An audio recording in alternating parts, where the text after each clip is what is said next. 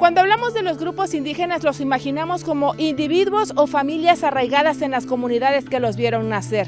Sin embargo, la pobreza y la marginación nos ofrecen una realidad distinta: su migración a las grandes ciudades en búsqueda de una mejor calidad de vida.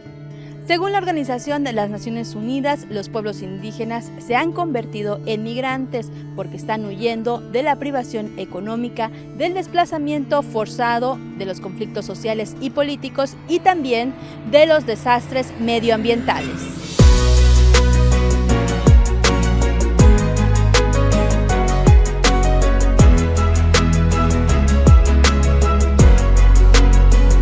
Considerado como el primer destino turístico del país, Acapulco tuvo una gran época de esplendor que comenzó a partir de los años 50, cuando en la ciudad comenzaron a rodarse algunas cintas cinematográficas que lo pusieron en la mira nacional e internacional.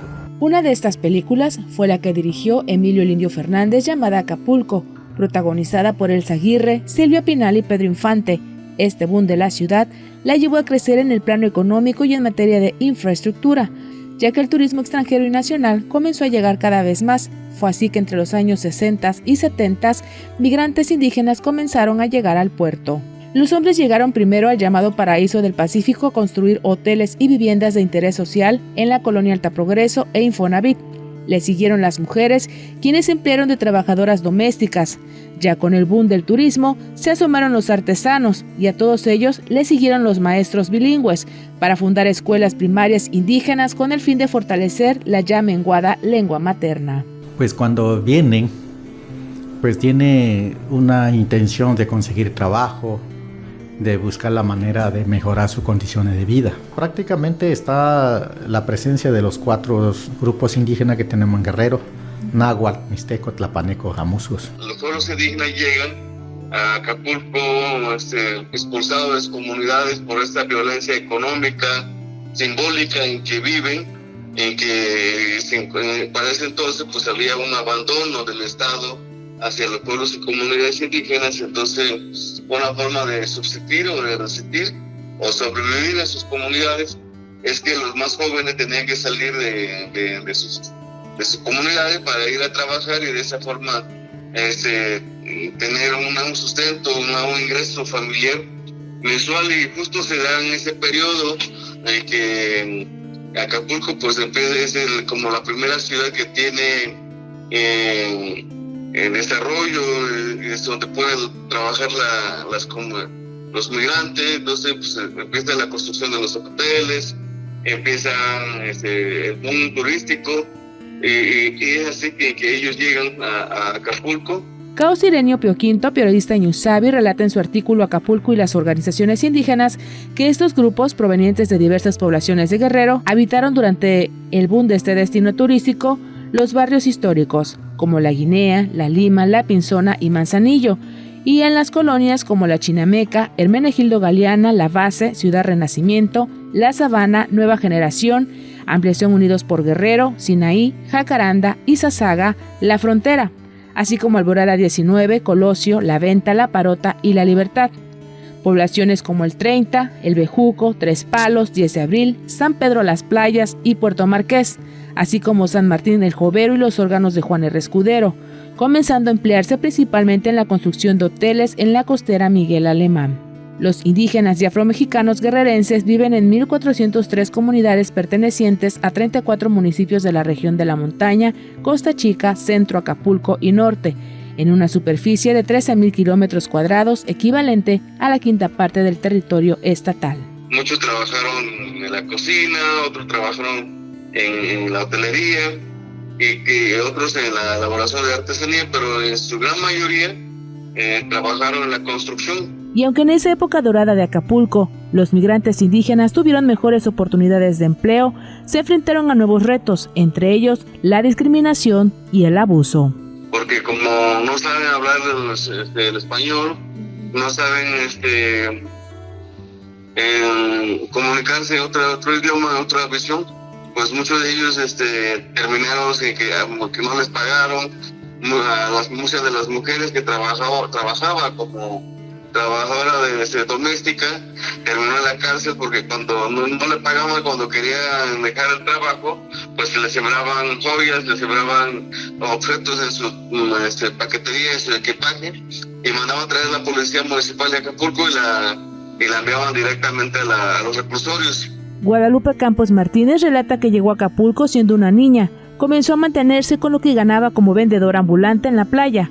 Actualmente se dedica al comercio de artesanías en la zona turística de la ciudad. Ella ha vivido en carne propia la discriminación por su origen indígena. Sin embargo, esas malas experiencias no la han detenido para salir adelante. La verdad, la gente a veces nos discrimina porque somos gente del pueblo. Yo los paso así como que sin nada, pues de que no me dijo nada y así, sin ignorarlo nada más. Mucha gente que sí no se ríen de nosotros porque cómo hablamos, cómo nos vestimos, nos discriminan, nos dicen cosas feas. La falta de recursos económicos obligó a Guadalupe a dejar su hogar de origen para buscar una mejor vida para ella y su madre. Llegué aquí porque me apoyaron con una de mi familia. Mis papás, mi papá falleció. Mi mamá, nada más estaba viviendo yo con mi mamá. Y me apoyó una tía. Ella me trajo aquí en Acapulco. Ella se dedicaba a esto, a vender artesanías. Según el Consejo Nacional para Prevenir la Discriminación, CONAPRED, esta es una práctica cotidiana que consiste en dar un trato desfavorable o desprecio inmerecido a determinada persona o grupo que a veces no percibimos, pero que en algún momento la hemos causado o recibido. En este tenor, los grupos indígenas son quienes más sufren vejaciones por su origen étnico al llegar a las grandes ciudades. Dominga Mateo, comerciante de artesanías, lo vivió en carne propia al cambiar su residencia a este destino de playa hace 39 años, proveniente del poblado Cachiltepec, ubicado en la región de la montaña en Tlapa de Comonfort. Sufrimos mucho de discriminación cuando llegamos aquí a Acapulco. No nos daban trabajo, si nos daban trabajo y no nos pagaban. Al principio sí, me arrepentía ahí, ni cómo regresar, sin dinero pues, porque no. Porque había meses que no te pagaban y en medio comías y así. Combatir la discriminación no ha sido sencillo. Hubo momentos en los que los indígenas eran literalmente perseguidos por vender sus productos en la calle o simplemente por su apariencia, ya fuera por policías o personal de vía pública, así lo recuerda Dominga Mateo de la Cruz, quien llegó a Acapulco a los 12 años. Porque el gobierno, ese tiempo era muy cruel. Sí, te arrebataban, lo poquito que tú tenías, te arrebataban, se lo llevaban. Porque así como estabas trabajando y llevabas tus collares en la mano, llegaba a vía pública, no importa, y te lo arrancaba y se lo llevaba. Acapulco sigue siendo una ciudad muy racista, clasista, discriminatoria. Los actos de discriminación se pueden presentar en los distintos ámbitos en los que se desenvuelven las personas, de acuerdo con los resultados en la Encuesta Nacional de Discriminación ENADIS 2023 del 30.6% de la población de 18 años y más que manifestó haber sido discriminada. El 4.9% afirmó que esta acción se presentó por su condición indígena, donde también su vestimenta ha sido motivo para que sean segregados. Al respecto, Caucireño Pio Quinto destaca que es poco lo que se sabe sobre lo que padecen los indígenas en las grandes ciudades. Acapulco es la ciudad no más conocida en el mundo, pero nadie sabe de las poblaciones migrantes. Para nosotros no hay empleo porque ninguna empresa contrata a los compañeros indígenas porque cuando va uno a buscar el trabajo dicen que no ocupan personal, ya están completos, que por el momento no hay trabajo. El sentir de Caucireño y de Marcos Guevara coinciden. Las oportunidades y apoyos y accesos a los servicios para la población indígena siguen siendo insuficientes. La discriminación, aunque en menor grado, sigue permeando en sus vidas. Versión que es respaldada por el comerciante Cándido Santos Aurelio. Ha habido personas que pues como ven uno que llega del pueblo y piensan que no sabe nada.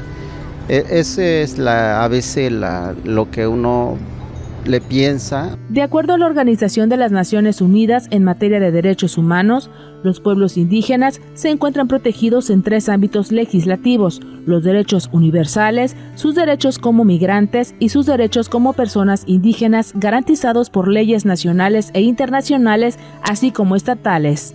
Pero ¿realmente sus derechos son respetados?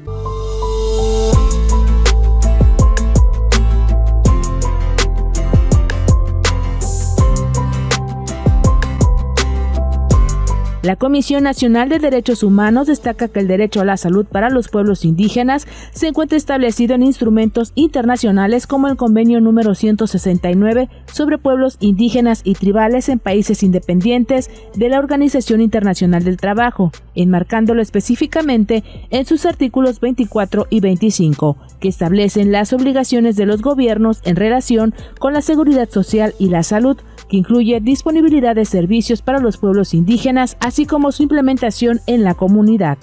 Cuestión médica, pues allí donde hay mucha carencia de intérpretes. En caso de medicina, allí donde todavía no hay intérprete, tiene que buscar el paciente algún familiar que lo acompañe, que pueda entender lo que dicen los médicos. Siempre hemos pedido que haya intérpretes. Los hospitales sí hay, no voy a decir que no, hay como 3, 4, pero no dan abasto porque llega mucha gente. Y siempre nuestra gente indígena son los que atienden al último. Vete a sentar allá, muchísimo, si no habla el español, peor. Siéntate allá hasta que llegue alguien que habla tu lengua, vas a pasar. Y si la dependencia no mandan algún intérprete que habla su lengua, ahí va a estar en el día, mañana, pasado, se va a regresar otra vez a su pueblo. Esa es discriminación. ¿Dónde está el derecho? ¿Dónde está nuestro derecho? Pero la falta de intérpretes en los hospitales no es el único problema que enfrentan las familias indígenas en las grandes ciudades. La mayoría, al no tener un trabajo formal, no cuenta con prestaciones como seguridad social, por lo que tienen que acudir a centros de salud o a médicos particulares, como es el caso de Vladimira Flores Gallardo, madre soltera, quien se dedica al trenzado de cabello en la playa y quien utilizó el apoyo económico por el huracán Otis para pagar cirugías de emergencia en lugar de arreglar los daños de su vivienda. Se me complicó más todo porque se me cayó mi casa, luego me enfermé, me operaron de 3 operaciones y pues la verdad me quedé sin ni un peso. El gobierno me dio dinero, pero todo me lo gasté ahí, la verdad, y sí, se me ha sido muy difícil y pues, pero gracias a Dios estoy bien, ¿verdad? En los hospitales, para que tú alcances, saques una cita, batallas mucho. ¿Pero si tienes seguridad social? No. Sí, voy al hospital general, el Quemado ahorita, para que a ti te den una cita. Batalla desde las 4 de la mañana a las 5 de la mañana, está haciendo cola que ya se terminó la ficha y así está toda la semana y no alcanza. Y no alcanza la ficha. Y así, yo siento que ahí existe mucha discriminación porque hay gente que llegan bien vestidos y rápido pasan. Y tú llegas mal vestida y toda guarachuda, descalza y llegas. No.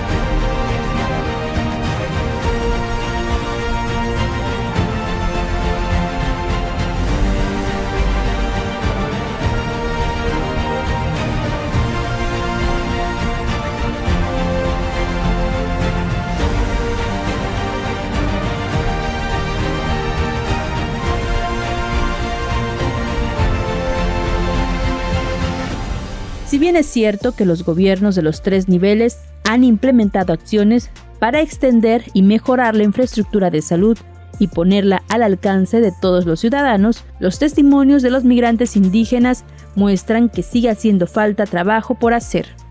Cabe señalar que recientemente la Dirección General de Planeación y Desarrollo en Salud de la Secretaría de Salud Federal consideró la diversidad cultural y epidemiológica de las poblaciones indígenas de México. A partir de abril de 2024, comenzó a impulsar un modelo intercultural de atención a la salud que basa su intervención en 4 estrategias: acceso, visibilidad, trato con dignidad y empoderamiento, lo que podría ir contrarrestando las carencias ya señaladas.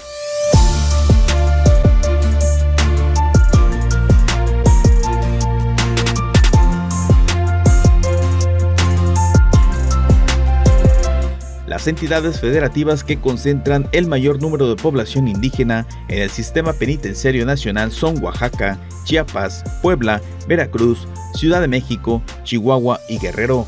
Las lenguas con las que se identifican son el náhuatl, zapoteco, maya, celta y tzoltzi. Tan solo en el 2017 en Guerrero había más de 550 indígenas encarcelados, el 50% por homicidio imprudencial, y 100 más están presos en cárceles federales en Durango, Hermosillo y Oaxaca, informó la Unión de Pueblos Indígenas, el Grupo de Apoyo Intercultural de los Pueblos y Comunidades Indígenas de México y del Instituto de Investigación Jurídica Social sobre Derechos Humanos de Indígenas. Los pueblos indígenas, al igual que el resto de la ciudadanía, tienen dificultades generales para acceder a la justicia. No obstante, en su caso, estas dificultades se agravan por sus niveles de marginalidad y también por la falta de políticas interculturales de justicia. Escribe Arecio Valiente López en su artículo Acceso a la Justicia de los Pueblos Indígenas, publicado por la Universidad Nacional Autónoma de México. La presidenta de la Asociación de Mujeres Indígenas y Afromexicanas radicadas en Acapulco, Magdalena Valtierra García, sabe lo complicado que resulta que puedan defenderse en un juzgado o bien exigir justicia cuando sus derechos son violentados. Incluso, en algunos casos, son las mismas autoridades quienes terminan vulnerándolos. Ayer me hablaron de la fiscalía, que regresaron 3 compañeras indígenas porque no había intérprete. Hablaron a la secretaría, voy a decir nombre, porque yo soy gestora social y yo siempre he luchado, he dicho las cosas como son. Las dependencias deben de tener un presupuesto para tener intérprete. Sí, estamos las organizaciones sociales para dar intérprete gratuito, yo con mucho gusto, pero no es justo porque hay dependencia y hay presupuesto, como el Tribunal Agrario debe de tener, pero pide presupuesto intérprete. Los juzgados, los tribunales, Cerezo, los hospitales, todas las dependencias donde atienden a algún ciudadano, ¿no? El conservar su lengua originaria ha sido uno de los principales retos que los migrantes indígenas enfrentan al vivir en la ciudad, ya que se ha vuelto motivo de discriminación. En muchos casos, el tener un español con limitaciones ha propiciado la falta de una adecuada atención por parte de las autoridades, ya que no cuentan con intérpretes suficientes que sirvan de interlocutores, como lo han afirmado Marcos Guevara y Magdalena Valtierra, quienes cada que lo necesitan, un hermano o hermana, como se llaman entre ellos, acuden a brindar el apoyo necesario. En cuestión de justicia, ya es obligatoriamente en los juzgados, tanto de primera instancia como de federal, donde tiene que estar un intérprete que hable lengua del detenido en caso de que sea indígena. La Organización de las Naciones Unidas ha exhortado a los estados alrededor del mundo a realizar acciones efectivas para garantizar los derechos humanos de los pueblos indígenas, aun cuando estos migren o sean desplazados de sus tierras. Sin embargo, como ya lo escuchamos, esto dista mucho de la realidad que enfrentan. Para ellos, cada día se convierte en una lucha diaria para poder acceder a servicios de salud, justicia, programas sociales o tener una vivienda digna.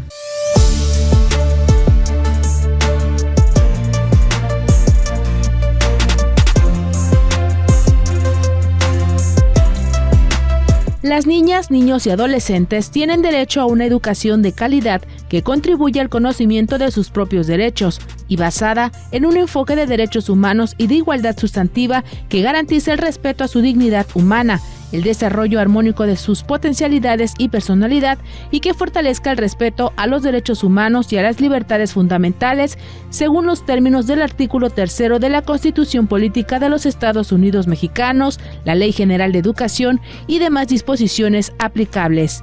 Pero ¿qué tan real es esto para los niños y jóvenes indígenas?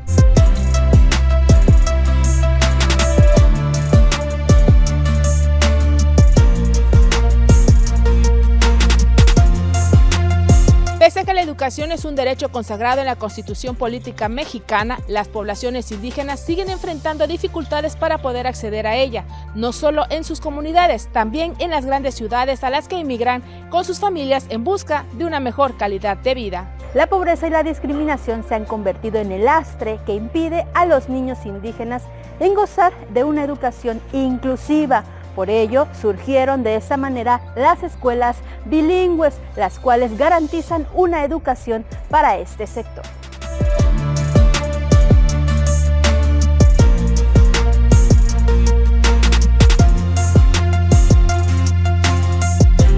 El objetivo principal de las creaciones de las escuelas es la discriminación, el racismo que existe en contra de los hijos de las familias indígenas que radican aquí en Acapulco, de las 4 lenguas indígenas que todavía existen en el estado de Guerrero, que es el Tunzavi, el Mepa, el Náhuatl y Ñondá. Esas son las lenguas que todavía existimos en el estado de Guerrero. La función de las escuelas bilingües es rescatar las culturas y las raíces de nuestros pueblos originarios. Actualmente en Acapulco existen 8 escuelas primarias bilingües distribuidas en colonias con mayor presencia indígena de las 86 que existen en este municipio, por lo que resulta insuficiente, ya que por lo menos en cada familia hay 2 o 3 menores en edad escolar. Faustina González Allende es maestra de la Escuela Primaria Intercultural Bilingüe Casa de la Sabiduría, ubicada en la colonia Unidad Ciudadana, donde también es la directora. Ella, mejor que nadie, sabe la importancia de que estas escuelas existan para las familias indígenas migrantes. Llegó al puerto con sus padres a los 5 años. Viví en carne propia la discriminación de las escuelas foráneas o monolingües, como le quieran llamar, el cual uno se acerca, quiere tocar el tema con un maestro, pero el maestro no tiene la misma comunicación, no nos entendemos precisamente por nuestra lengua materna. Esa es la importancia de que cada escuela exista un maestro hablante de la lengua materna para que podamos comprender nosotros y podamos hablar de una educación que tenga calidad, que los niños sean reflexivos, que sean críticos. Si bien es cierto que la creación de las escuelas bilingües representa un importante avance, aún falta mucho por hacer, ya que sus carencias son muchas, a diferencia de otras instituciones educativas. En cuanto al nivel superior, los jóvenes indígenas ya cuentan con espacios dentro de las licenciaturas que ofrece la Universidad Autónoma de Guerrero, sin embargo, siguen siendo insuficientes. La Universidad Autónoma de Guerrero tiene una cuota de segmentada, una cuota de misericordioso, lastimera con los pueblos indígenas, porque dice vamos a darle el 10% para los universitarios indígenas, cuando no somos el 10% de la población, y los jóvenes que ingresan cada año para ingresar a las universidades son miles. El limitado acceso a los pueblos indígenas a servicios como educación, salud y oportunidades de empleo se ha convertido en los principales factores que provocan la movilización de estas personas a las ciudades más cercanas. Sin embargo, aunque muchas historias han tenido un desarrollo con algunos sinsabores, la oportunidad de tener una mejor calidad de vida los blinda para perseguir el sueño con el que salen de sus comunidades. Dominga Mateo es un claro ejemplo de ello. Nunca se rindió. En cuanto tuvo la oportunidad, aprendió a la elaboración de artesanías. Conocimos a alguien que hace artesanía, me dice, para que no tengas problemas. Nos metimos a trabajar en artesanía. ¿Y cómo fue que aprendió? Sí. Te voy a enseñar a hacer artesanías. Ayúdame. Sí, ayúdame. Yo aprendí rápido Ya poco a poco aprendí ya a independizarme yo sola y así. Pero no fue así, que fue muy fácil, no.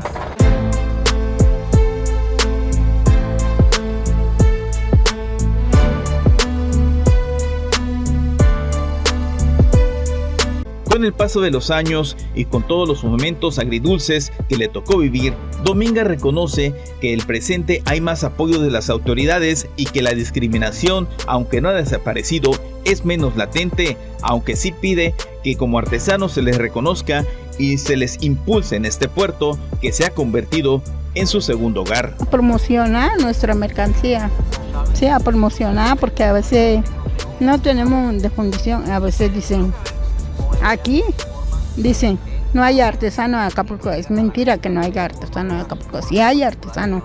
Es una cosa que no queremos reconocer.